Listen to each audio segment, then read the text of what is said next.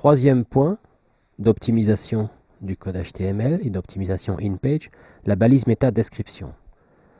La balise métadescription, elle apparaît dans le code HTML de la page, mais pas dans la fenêtre qui est rendue par le navigateur. Par exemple, ici, je retourne sur le site et les forums, je retourne dans Affichage, code source de la page, et j'ai ici meta, name égale, description, content égale, un texte, la formation au logiciel créatif en tutoriel vidéo avec les meilleurs experts francophones. C'est un texte qui va décrire le contenu de la page, mais ce texte n'est pas présent dans la fenêtre du navigateur. Donc c'est un texte qui est invisible pour l'internaute, mais lu par le moteur. Donc il est sous cette forme, meta, name égale description, content égale un texte. Le contenu de la balise métadescription, contrairement à ce qu'on croit, souvent, parfois, n'a pas d'impact en termes de positionnement. Donc le moteur de recherche ne va pas lire le contenu de cette balise pour aller chercher des mots-clés. L'impact est nul.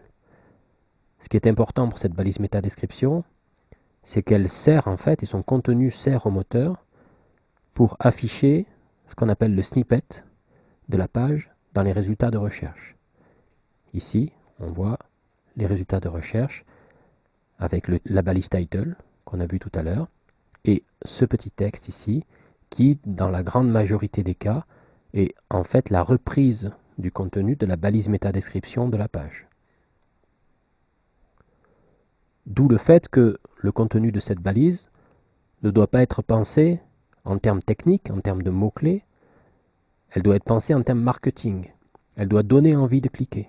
C'est extrêmement important, c'est son seul but en fait. Donc, et c'est une des zones qui sont lues le plus vite par l'internaute dans la page de résultats. Une étude a montré d'ailleurs en 2010 que c'était la première zone qui était regardée et vue par l'internaute dans la page de résultats. Donc elle est souvent décisive en termes là aussi de call to action et en termes d'incitation au clic pour aller sur votre site. Elle doit faire une longueur d'environ 150 à 200 caractères. Ce n'est pas obligatoirement la peine d'en faire plus long puisque Google coupe son résumé à 150 caractères environ. Donc vous pouvez proposer une balise métadescription de 150 à 200 caractères. C'est très bien à partir du moment, bien sûr, où le contenu de cette balise métadescription est spécifique de chaque page de votre site. Chaque page doit proposer une balise qui décrit ce que contient la page. Une erreur communément commise, c'est de proposer la même balise métadescription sur toutes les pages du site. Du coup, on ne peut pas dire que ça soit très sexy pour l'internaute lorsque ce résultat va s'afficher dans les liens proposés par Google. Parfois, il est possible de l'automatiser, ce qui peut être intéressant. Donc, on n'a pas à rédiger une balise métadescription à la main pour chaque page. Par exemple, si votre outil de gestion de site le permet, on peut indiquer de façon automatique les 200 premiers caractères du texte de la page.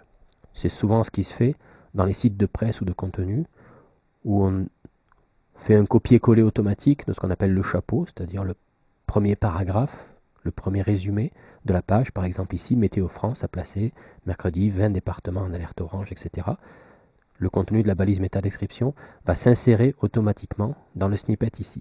On peut noter que parfois, pour les sites d'actualité, Google rajoute également la date à laquelle il a identifié ou il a trouvé la page web. Et ensuite, colle derrière cette date le contenu de la balise métadescription. Autre façon de procéder, qui se fait souvent sur des sites de commerce électronique, plutôt que de mettre du texte, on va plutôt mettre une fiche descriptive du produit qui est vendu. Par exemple ici, Harry Potter tome 7, Harry Potter et les reliques de la mort, Amazon.fr, J.K. Rowling, etc. Livre broché, 809 pages, éditeur, la date d'édition, enfin on peut imaginer plein de choses. On va décrire en fait le produit à l'intérieur de la balise métadescription, ce qui permet à l'internaute d'avoir à la fois le nom du produit dans le title, mais également une fiche descriptive. On pourrait mettre le prix, on pourrait mettre un certain nombre de choses, pourquoi pas la disponibilité, bref, d'avoir une fiche descriptive du produit ou du contenu dès la page de résultat du moteur. Attention de ne pas en mettre trop non plus, parce que si l'internaute a toute l'information dans le snippet du moteur, dans le petit résumé, il ne cliquera pas pour venir sur votre site. Donc il faut donner de l'information, mais sans en donner trop et l'inciter à cliquer pour venir sur votre page.